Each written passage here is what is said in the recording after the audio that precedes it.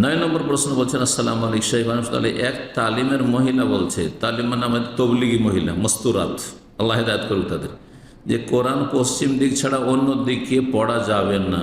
ভুল কথা বলেছে, ই অভিত্তিহীন ফতোয়া, জাহেলা। সালাত যেমন পশ্চিম দিকে পড়তে হয়, সালাত কিবলামুখী হইতে হবে। কোরআনে আল্লাহ বলছেন, ওয়ামিন হাইসু খারাজতা ফাওয়াল্লি ওয়াজহাকা শাতরাল মসজিদিল হারাম।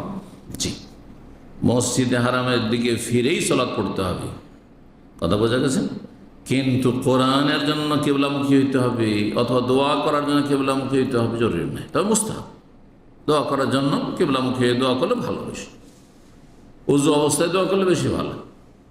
কোরআন পড়ছেন আপনি, তখন একটু কিবলামুখী হয়ে গেলেন, ভালো, এতটুকু বলা যেতে পারে। কিন্তু সুন্নাত, ওয়াজিব, ফরজ কিচ্ছু না, শর্ত কিচ্ছু না।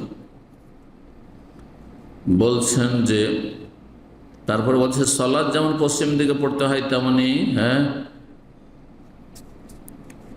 খুব কড়াভাবে বলছে যে পশ্চিম দিকে হয়েই কোরআন পড়তে হবে।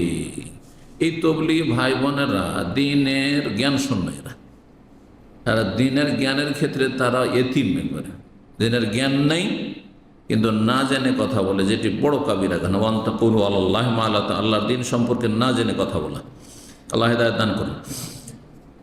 10 নম্বর প্রশ্ন সর্বশেষ বলছেন, আসসালামু আলাইকুম শাইখ ওয়ালাইকুম, আমি একদিন ভুল করে আপনার নামে গীবত করে ফেলেছিলাম, পরে আমি বুঝতে পেরেছি। আলহামদুলিল্লাহ যে বুঝতে পেরেছেন। মানুষ গুনাহ করে যদি বুঝতে পারে যে গুনাহ করেছি, তো এটা তার হেদায়েত, অনুভূতি হয়েছে, এখন সংশোধন করুন, আল্লাহর কাছে তওবা করবেন। আল্লাহর হক নষ্ট করেছেন কাবিরা গুনাহ করে।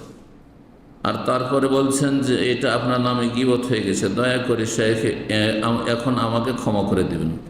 আর মানুষের গীবত করলে, চুগলখড়ি করলে আল্লাহর হকের নষ্ট করার সাথে মানুষের হক নষ্ট করা হয়। সুতরাং যার হক নষ্ট করেছেন তাকে যখন বলেছেন গফারাল্লাহু লাক, ওইরকমই বলবো যেমন ইউসুফ আলাইহিস সালাম বলেছেন তার ভাইদেরকে, অপরাধীদেরকে, যারা অন্যায় করেছিল, লা তাসরিবা আলাইকুম ইয়াগফিরুল্লাহু লাকুম, কোনো তিরস্কার নাই, আল্লাহ তোমাদেরকে মাফ করুন, আল্লাহ তোমাদেরকে মাফ করুন।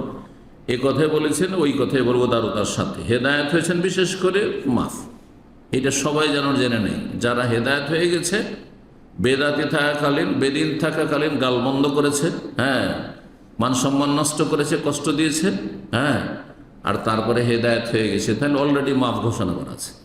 আর যদি হেদায়েত না হয় আর এমনি মাফ চাই, তাহলে না, ক্ষমাযোগ্য না, তুমি হেদায়েত হও। কারণ এই অবস্থায় মারা গেলে তুমি জাহান্নামে যাবে। আমি চাই না যে তুমি জাহান্নামে যাও, মুসলিম ভাই। আল্লাহ হেদায়েত দান করুন।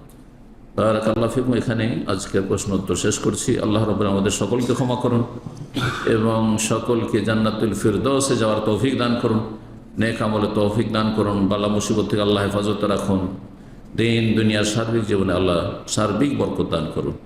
ওয়া সাল্লাল্লাহু আলা মুহাম্মদ ওয়া আলা আলিহি ওয়া সাহবিহি আজমাইন।